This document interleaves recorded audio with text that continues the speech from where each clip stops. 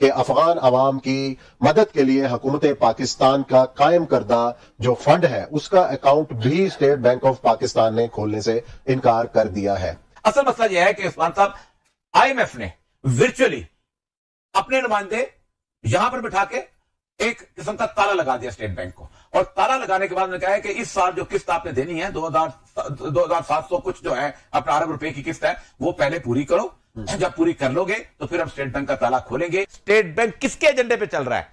क्या भारत के एजेंडे पे चल रहा है? या हम इतने बेबस हो गए हैं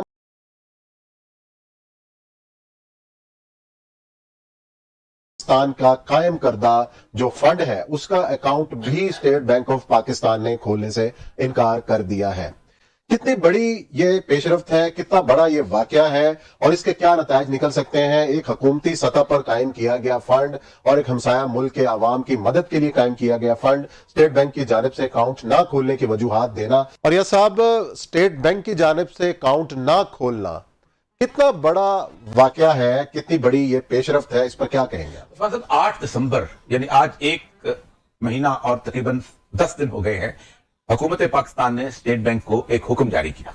फाइनेंस डिपार्टमेंट, स्टेट बैंक जिसके पैसे से चलता है, स्टेट बैंक जिसकी सब्सिडरी है, स्टेट बैंक जो इस पाकिस्तान के अवाम के खजाने को का कस्टोडियन है, उसको एक इशू किया गया कि 8 दिसंबर को हम वजीर आजम चाहते हैं कि एक रिलीफ फंड कायम किया जाए जिसके हम लोगों को इकट्ठा करके पैसा करके हम अफगानिस्तान के अवाम के लिए यहां से पैसे भेजें।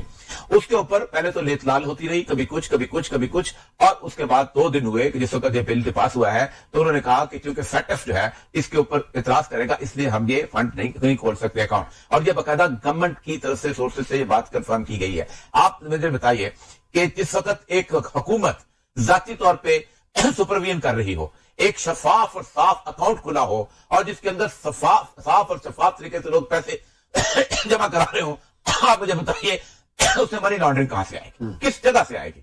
लोग एक आप पैसा जमा करेंगे, पैसा जमा करने का नाम आएगा, उसका शनाख्ती कार्ड आएगा, उसकी पूरी मनी ट्रेड आएगी, हुकूमत उसको सुपरवाइज करेगी, और वो हुकूमत जिसके पैसे की वजह से स्टेट बैंक चलता है। आज अगर पाकिस्तान के अवाम जो हैं वो कह दें कि हम 1 रुपया भी बैंक में नहीं रखें तो रजा बाकर की हैसियत क्या रह जाती है?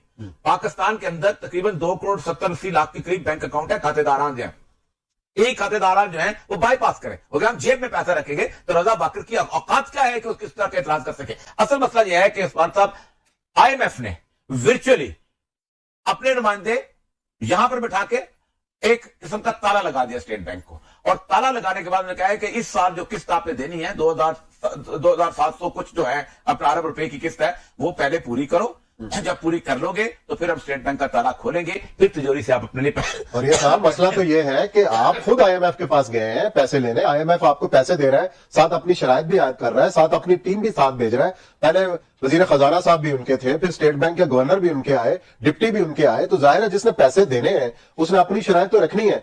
अगर ये अकाउंट नहीं खुलता अब इस सूरत हाल के अंदर अफगान सपोर्ट फंड जो भी है, अब उसका तरीकाकार क्या है? क्या हम इसको भूल जाएं या हम इतने बेबस हो गए हैं हम अपने फैसले भी खुद नहीं कर सकते? अब ये बेबसी की इंतहा है। देखिए, एक बात तय है कि कुछ भी हो, कहीं भी लोग मौजूद हों, उन्होंने खाना होता है, उन तक रिस्क पहुंचता है।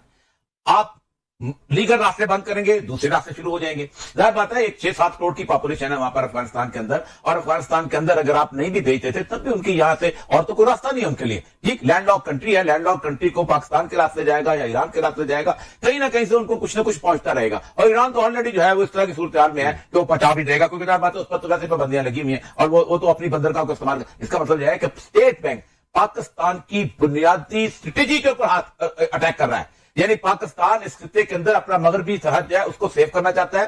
तालिबान की गवर्नमेंट 20 साल के बाद पाकिस्तान के हक में गवर्नमेंट आई है, पाकिस्तान का मफाद है। स्टेट बैंक किसके एजेंडे पे चल रहा है?